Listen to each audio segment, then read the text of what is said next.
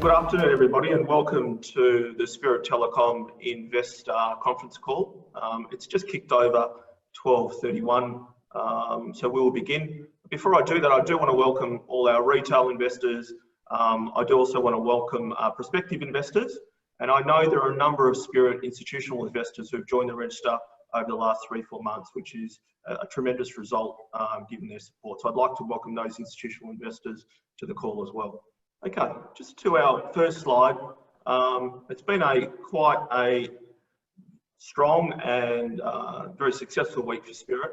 I just do want to reflect on the last week and mention some of the events before we do discuss the accomplishments of FY20, but also focus on where we sit here today in FY21. So for those who aren't aware, we released record results early last week and then moved straight into a trading halt.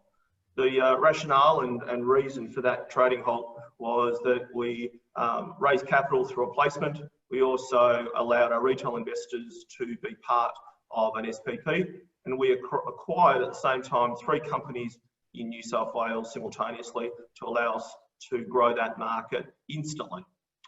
So that was quite a successful week for Spirit, and we're here to discuss those elements. I've got Paul Miller, who's our Chief Financial Officer, who'll talk to some of the rationale of the capital raise, how the balance sheet is actually looking.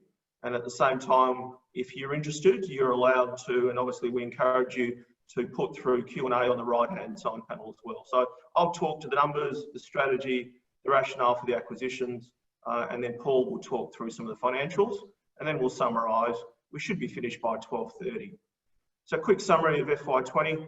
Obviously revenue was up just shy of $35 million. I guess really proud of the EBITDA result, because you can grow revenue, but if you haven't got your economics right, that certainly doesn't help you. So EBITDA came in very strong at 88% increase on FY19. More importantly, our recurring revenue or contracted revenue made up 67% of that portfolio. So if you think about a COVID environment where there's volatility in economics, that is absolutely vital. As you can see, our strategy on B2B has meant that we've seen growth of 140%, just shy of $29 million on the B2B side. So that, I think, transformational year. It was a year where we effectively transformed the business from a high-speed internet company to what I call a modern telco, having a range of products. But I think the right-hand side of the screen probably tells you where we are sitting here today, which is more exciting.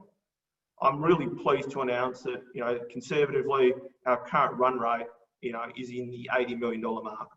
In terms of our current balance sheet, we've got $36 million in debt and equity at our disposal, and Paul will talk to that in a minute. And we've had a tremendous fast start, both organically and through our VVD acquisitions, with around 2.3 million in sales just in July. We also launched our brand new national advertising campaign across Sydney, Brisbane and Melbourne. And as always, we're very active on the acquisition side. But what you've seen from myself and Paul and the executive team, we're actually also becoming professional, and we execute very well in integration. So of the last acquisitions that we completed, 5.5 of the 7 have already been integrated fully, and that's very, very important. So we're not just executing acquisitions and M&A, we're actually integrating those organisations, and the economics are flowing through. So for those investors who are not familiar with the stock, I urge you to have a look at where we sit here on the 88 mil run rate and the strength of the balance sheet coming through in terms of opportunity. Just on to the next slide, really trying to paint a picture of what I call the aisle. So the best way to explain what the organisation is becoming, and is pretty close to becoming, is the office works of telco and IT. And over the last 12 months, as well as providing exceptional returns to shareholders and also increasing revenue by 100% and EBIT by 88%, what we've actually done is created a modern telco with key aisles. So I would urge you, and I've been trying to explain this for 12 months on PowerPoint, and to think about the paradigm shift and the structural change shift that's currently occurring across the world. If you don't think the IT and telco industry is emerging, well, you're not sitting on the same Zoom call as I am currently. You haven't been on the same Teams calls as I have over the last 6 months. You haven't been on the same Google calls. The two industries emerging, and Spirit has inserted itself at the forefront of that across Australia. It's done that by obviously having its original high-speed internet through its own network and a third-party platform. We are now the largest aggregator of B2B. We now have managed services, we have a security layer, we have our own voice platform running at margins of 80%, and we are one of Microsoft's leading cloud providers. Additionally, we haven't just expanded our market, we've also created a defensive market. So on the left-hand side, the original business, Spirit IT&T, very strong industrial and parks and office. We're now a leader in private schools, we're now a leader in commercial industrial. We do work for Australia's leading hospital groups. We even go down mine pits and provide managed Wi-Fi in there as well. So not only have we expanded the product set, created a digital platform, but we've been very defensive and strategic with these products and services. Just to explain the economics, if you said 12 months ago, one contract for high-speed internet was $15,000 to $20,000, that's all we did. Now, IT support can be an additional $20,000 a year. Security can be 5 to 20. Voice can be 35, and cloud can be another 30. If you add those up, you have yearly contracts with clients between 50 and 100,000. The economics is better. The client gets a better value proposition. They also get the ability for their workforce to work remotely, but it's also economically better and it reduces churn. If we're able to keep clients on 3 to 4 of those products, the reality is they don't move. It's just almost impossible for them technically to move. So the economics are better, the product offer's better, but also it reduces the churn. In terms of, and I talk about this a lot, and this is important for analysts and investors to understand, what you currently have is the merger of two sectors. So I don't see Spirit Telecom just looking through the lens of telco. We are now a telco, but we're also now an IT services company. But what differentiates us? Well, what differentiates us is we can merge the products into a bundle. We can execute them for our customers. And then over the top of that, for our partners and our resellers, we have all our data products in one digital platform. And the latest capital raise and the VPD acquisition will allow us to put all of those products into our digital platform to resell. So you have an organisation now that's not only transformed itself, it's inserted itself into a structural change and is executing to what the market needs, which is bundled products and services in a market that has been expedited through COVID. In terms of the problem we're solving, well, we are innovative. You know, we do have the most modern product range in IT telco in Australia, but sometimes it's all about timing. It's also about what your competitors let you. So the problem we're solving is that large organisations, large telcos, and if you look at their results, they haven't been able to adapt to what is a fundamentally changing environment in the needs for businesses, as for schools and education providers and hospitals. We need those range of services from one provider. What it actually is about is modern products, digital distribution, but old-fashioned service, right? And disrupting that particular market and taking market share, because they're not doing the right thing by businesses, they're not doing the right things by schools, and in that lies the opportunity. In terms of Q1 and Q2, I'll talk to the strategy in a moment, but we're now really on a very aggressive distribution hunt. So we've signed more, we're close to 30 in the last week, but we signed a number, we've got about 170, we're probably up to just shy of 200 now, solution partners and resellers. What they are they could be an old photocopier dealership, we retrain them, they could be a system integrator who resell the most modern product range of telco cloud services. They do that via our digital platform, which is SpiritX. I'm proud, and we've talked about this already, this platform was launched only in December and January, and we've had 12,000 unique leads or inquiries go through that platform already. And that's before we've launched our mainstream marketing campaign. So on the right-hand side, you can see the benefits of that. We've got the right distribution partners selling complex products on the ground at long contract lengths, but we're also doing it through digital innovation in a platform play. If you want to see the retail version of SpiritX, just go to spirit.com.au, go to connect and check your address. There's over 3 million locations. So the theme there is, in 2020, you don't need to own all the infrastructure to make good gross margins. And we've disrupted the industry using digital. And that is our own intellectual property, built over the last 12 months. If you think somebody else can do it, well, I can tell you it was bloody hard, and we own the IP. In terms of the last acquisitions, we really wanted to push into Australia's largest market, both by GDP and opportunity in New South Wales quickly and immediately. And we had many options in terms of, so that's one of the great scenarios what's changed for us in the last 6 months. We have providers who want to come to Spirit and be part of it. We've got quite a unique acquisition model. I call it a buy-in model. All the vendors stay. They do have a wealth creation moment for them and their families, which is important, but they come on a bit of a life journey with us as well to disrupt the telco and IT industries. So we acquired 3 telcos. If you map them, they're almost a triangle of New South Wales, 1 in central New South Wales and 2 in Metro Sydney. What does that give us? That gives us instant coverage of New South Wales, both in terms of the engineers on the ground, but also it supports all those 21 partners that we've signed who are going to be selling the most modern product range. So the other part that I just want to touch on, which is critical, we pay at 3 to 3.5 times. The large deal we did recently was at 4, maximum up to 4.5 and 5.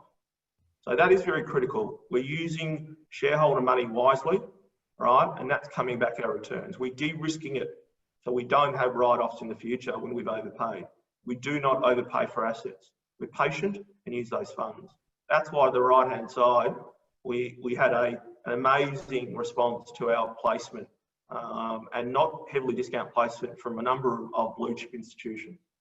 And we raised $18.3 million, 360 of that is through management. Very proud that the management has also invested in the company.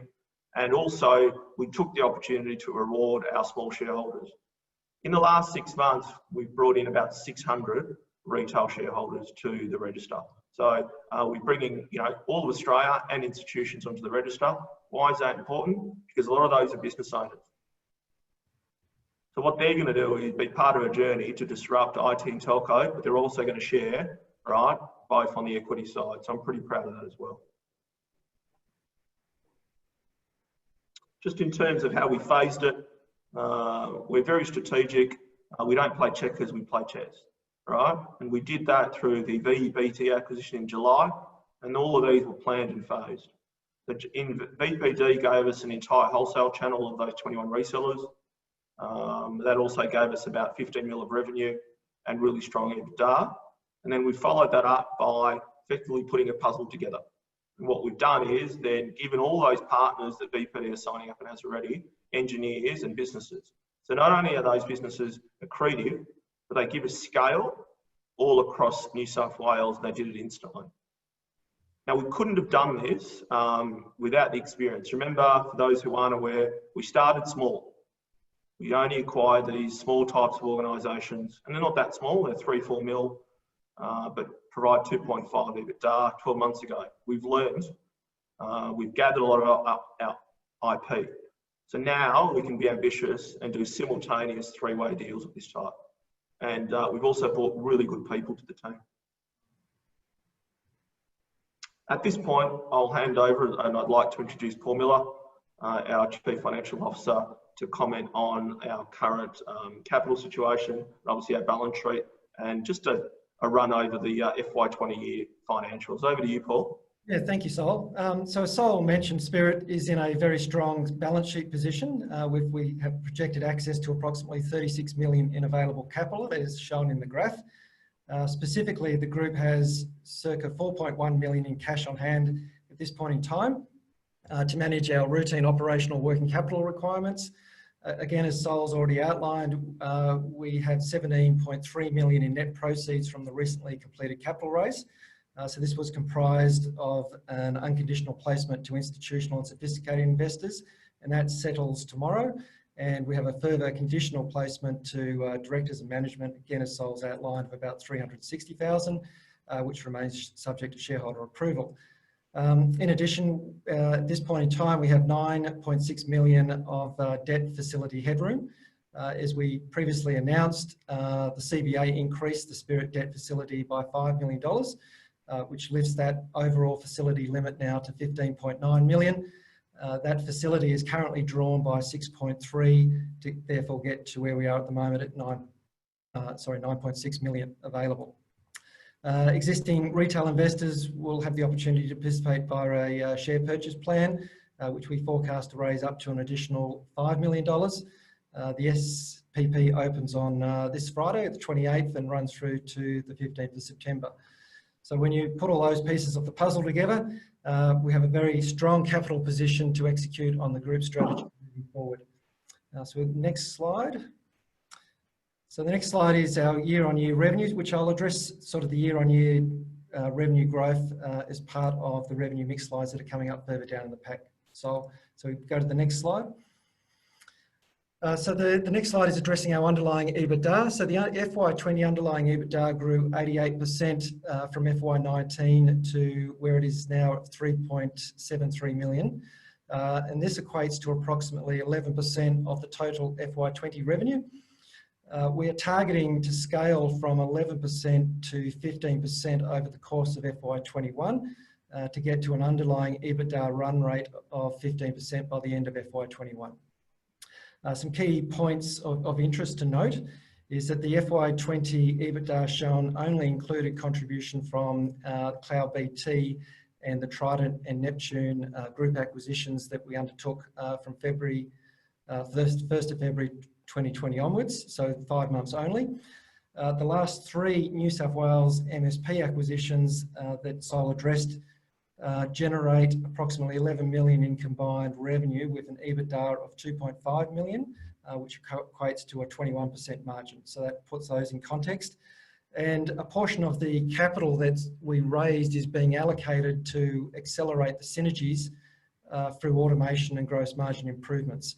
So we're targeting circa 1.5 million in OPEX synergies, which will be progressively delivered over the course of FY21. So the combined business accelerate the opportunities for economies of scale and also the bundling of solutions to deliver material gains to the EBITDA contribution level moving forward into FY21 from where we are in where we ended FY20. So next slide.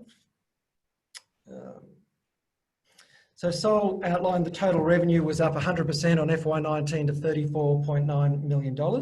So of the 34.9 million, 23.5 is classified as recurring, and the remaining 11.4 million we classify as solutions and project-based revenue. So for FY20, the recurring revenue represented represented 67% of the total revenue, and it grew by 48% on FY19. As I'll outline in the next few slides, there is a strong growth in the B2B recurring customer base, which is up 75% on FY19. So some additional highlights and FY21 considerations is that the 3 New South Wales MSPs that we recently acquired, which are generating the 12 million, as I mentioned, their recurring revenue base is greater than 60%. And as announced in July, more than 85% of BPD Group's revenue is recurring, and they have a very high retention rate.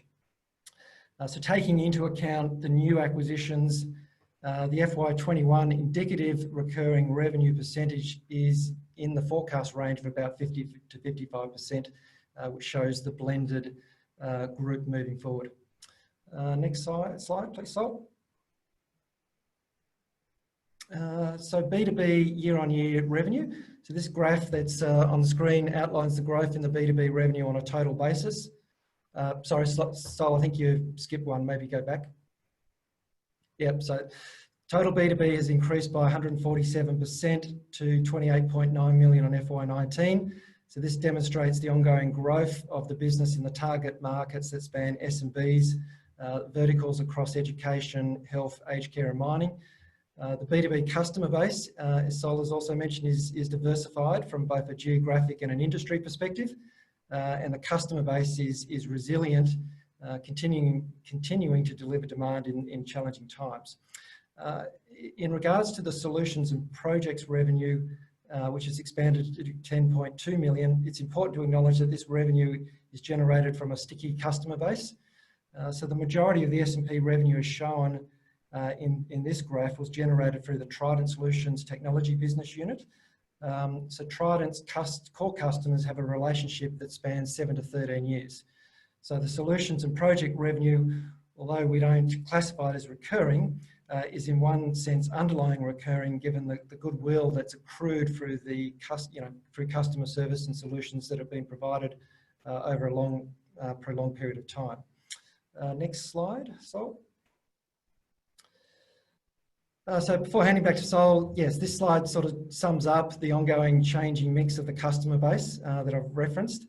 Of the total FY20 revenue, 84% related to the B2B customers, which was up 17% on the comparative in FY19. With the recent acquisitions, that mix is progressively increasing and now represents 90% of the revenue base. And the customer base is accelerating investment in cloud-based IT and internet solutions.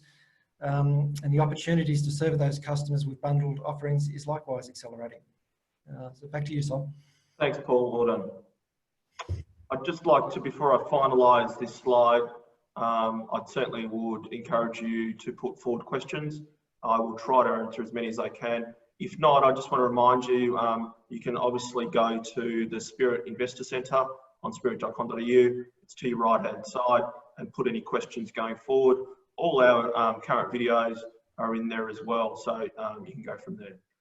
So to conclude, from my side, in terms of the 2021 outlook, I'm really proud to be sitting here with a strong balance sheet, organic growth running at a run rate of $80 million, and I do think that's conservative. Aggressively having distribution partners all over Australia being signed to sign our product range. Our last acquisition, our most material one, performing very well. Obviously, having the courage and the ambition and also the confidence now to be doing simultaneous acquisitions to give us market share, because we do want to attack aggressively the major telcos, because we think they're not executing in the market very well around this modern product set. On the M&A side, look, we couldn't be in a stronger position. 36 mil of capital to be deployed, 5.7 of that for 3 acquisitions. If you do the numbers on it, really it was 5.7 mil of cash for about 2.5 of EBITDA. So it's almost 2 times on the cash side for those acquisitions. So it gives us enormous upside to get to our 15%. We've obviously got a higher target, 50% normalised underlying EBITDA for 21. And the pipeline of acquisitions grows. But I think history will tell you we're patient. They have to fit into our strategic plan. We have to be very diligent on the due diligence of the people we bring in the organisation. And I've said this before, we recruit people and profit. And when we do deals, they're a 1 + 1 = 4 or 5. They're not a 1 + 1. On that note, I thank you for your time, and I will move now to Q&A. If you just give me a minute, I will run through the questions. Okay, first question is from Brad. I'll repeat it. Where do you see the business in 5 years' time, and how big? Look, Brad, coming from my private equity days, I only really look 12 to 24 months out. I think that given how quickly the market changes, I can give you my 12-month view is we will continue doing what we're doing, which is pick up right-sized M&A acquisitions, probably in the 10 to 30 mil mark. Probably at 100, maybe 200 mil, there are larger opportunities for the organisation to scale much quicker, but it has to be in the interest of shareholders. We get approached, but it has to make sense. So sorry, Brad, I can't give you 5 years out, but I think if you look at the last 12 months, you should. And I know there's a lot of shareholders who've been in the organisation for many, many years. I think if you look at the last 12 months, I think on par, we've been one of the fastest growing IT and telco companies on the ASX. So growth is there, but it'll be clever growth and it'll be at right prices. Next question, no name there. Is the 35 mil of acquisition targets revenue, can it be fulfilled, funded from the current balance sheet? Yes, it can.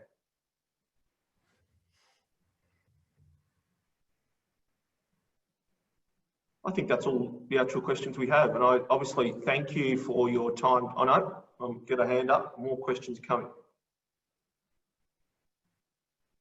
So I've just got to wait for them to come through.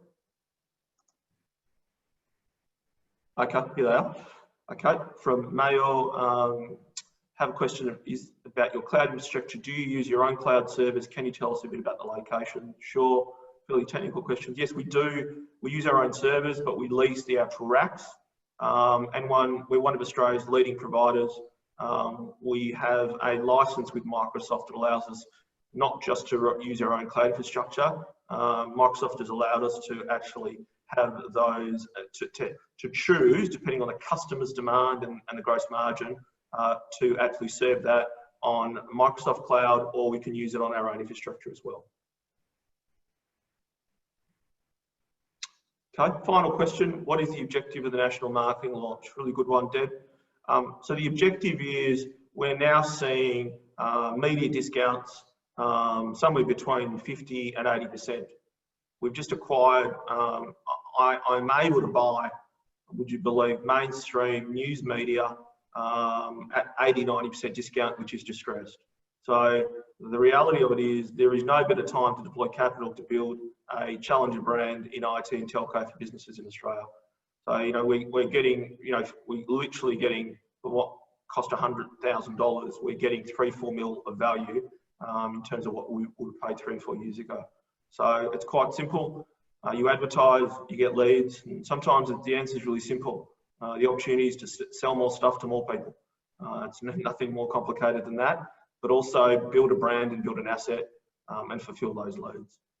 On that note, I will end. I'm grateful for everybody making their time. I'm looking at the participants. We have an amazing response. Once again, thank you. I wish you well during these times. And if you do want to, please follow up at spirit.com.au Investor Centre. Thank you again, and goodbye.